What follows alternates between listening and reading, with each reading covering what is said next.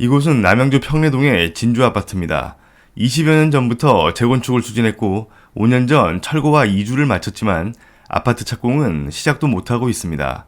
거기에 둔촌주공 사태보다 더한 문제점을 드러내며 제2의 트리마즈 사태가 나는 건 아닌지 우려의 목소리가 커져가고 있습니다. 현재 이곳은 재건축 사업지가 경매로 넘어갈 위기에 처해 있습니다.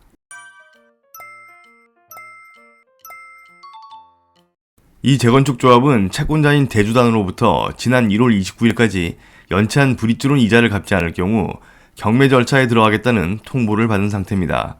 조합이 갚아야 할 금액은 브릿지론 원금 710억에 이자 등을 포함해 총 812억에 달합니다. 대주단의 입장은 이렇습니다. 재건축 사업 진행이 멈춰있는 상황에서 경매를 진행해서라도 대출금을 돌려받겠다는 것입니다.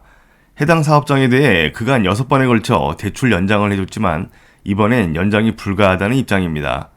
경매가 진행돼 사업지가 통으로 매각된다면 조합원들은 엄청난 피해를 입을 것입니다. 이곳은 평내 호평역 3분 거리에 1200여 세대 규모의 단지였습니다.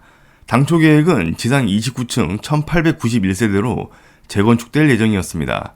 하지만 조합 내부의 갈등과 소송전, 그리고 시공사와의 분쟁 등으로 철거 이후 착공도 못해보고 최악의 사태로 치닫고 있는 상황입니다. 2003년 추진위 승인을 시작으로 2009년 3월 조합 설립 인가가 났습니다. 그리고 바로 2달 후 두산건설을 시공사로 선정합니다. 이렇게 순조롭게 사업이 진행되는 듯 했습니다. 하지만 금융위기 여파로 사업에 차질이 생기고 공사비 증액 문제로 조합은 두산건설의 시공사 선정을 해지합니다. 이후 시공사를 해지한 조합 측은 2015년 서희건설을 시공사로 선정했고 2019년까지 이주와 철거를 마칩니다.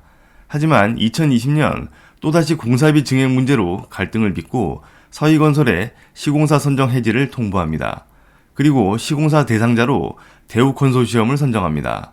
이에 서희건설은 소송을 제기하고 2022년 시공사 지위를 회복합니다.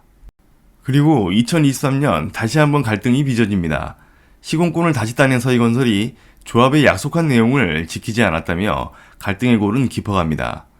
지금으로서는 어느 쪽의 말이 맞는지 판단하기는 어렵습니다. 하지만 명확한 건 손해를 보는 쪽은 조합원이라는 겁니다. 현재 이 사업지에는 대주단의 근여당 외에도 서희건설의 400억, 포스코 ENC의 48억 등의 가압류가 걸려있는 상황입니다. 현재 사업지의 감정평가액은 2,500억 정도이고 브릿지론을 포함한 조합의 부채는 1,600억으로 파악되고 있습니다.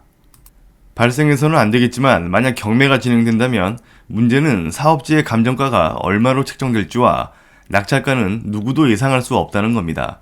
그리고 이 사업지는 권리관계가 매우 복잡해 입찰자가 나오지 않아 유찰이 거듭될 수도 있고 낙찰 이후에도 여러 소송에 휘말릴 여지도 있습니다. 그래서 이 사업지를 시공사가 낙찰받을 가망성도 조심스레 나오고 있는 상황입니다. 시공사와의 갈등도 문제지만 조합 내부의 갈등도 큰 문제입니다. 기존 조합 집행부와 비대위 간의 불신은 이미 선을 넘어 수많은 소송과 가처분 등으로 정면으로 충돌하는 양상을 보여왔습니다.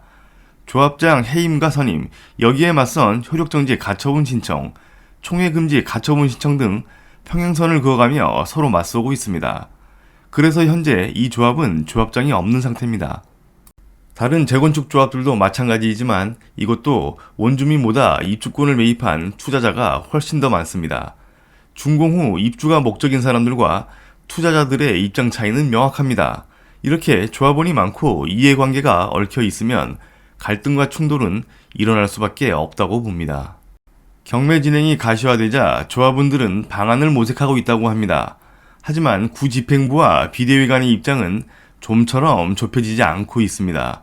그리고 경기 침체와 부동산 시장의 위축, PF 대출 악화에 따른 자금 회수 등으로 시장 상황은 더욱더 안 좋아지고 있는 상태입니다. 실제 경매 절차가 시작되기 전까지 시간이 있는 만큼 조합 총회를 개최해 새 조합장을 뽑는 등 정상화 가능성이 아직 남아있기는 합니다. 그리고 2월 13일 경기도는 분쟁 조정 지원단을 현장에 파견하기로 결정을 내립니다. 적극적인 지원으로 좋은 성과를 이뤄내주길 많은 사람들이 기대하고 있습니다. 권한이 박탈된 조합장과 비대위 양쪽이 모든 권한을 포기하고 새로운 3자가 사업을 맡아 정상적으로 진행될 수 있도록 해 피해는 막아야 할 것입니다.